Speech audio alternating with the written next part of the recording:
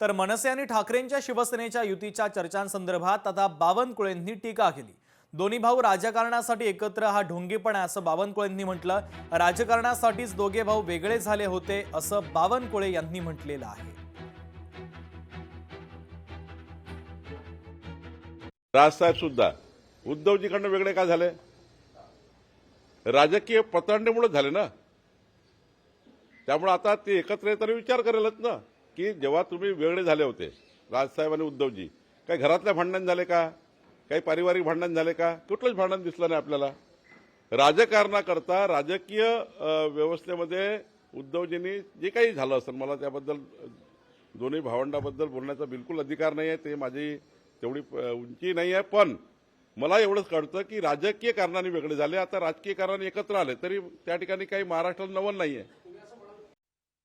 तर ठाकरे बंधूंच्या युती संदर्भात नवनाथ बन यांनी महत्त्वाचं वक्तव्य केलं। हे मनोमिलन नाही, भीतीमुळे झालेलं मिलन आहे असं त्यांनी म्हटलेलं आहे। मतभेद आणि मनभेद लपवून युतीचा देखावा सुरू आहे। वैचारिक एकता नाही, सत्तेची धडपड आहे। राऊत जिथे गेले तिथे पक्ष संपला, मनसेने सावध राहावं। नवनाथ बन यांनी आता ठाकरे बंधूंच्या युती संदर्भात टीका केली आहे।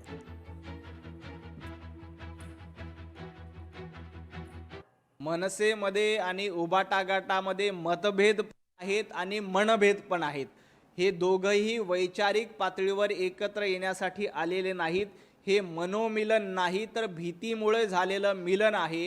त्यामुळे यांच्यामध्ये प्रचंड प्रमाणात मतभेद आहेत, मनभेद आहेत आणि हे दोन्हीही महाराष्ट्रानं बघितलेलं आहे।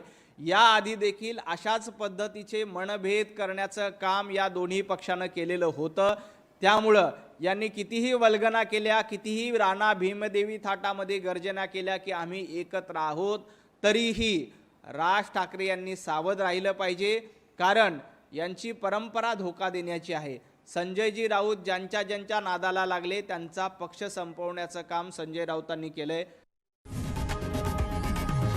लोकशाही मराठी ऐका, पहा, जागरूक रहा।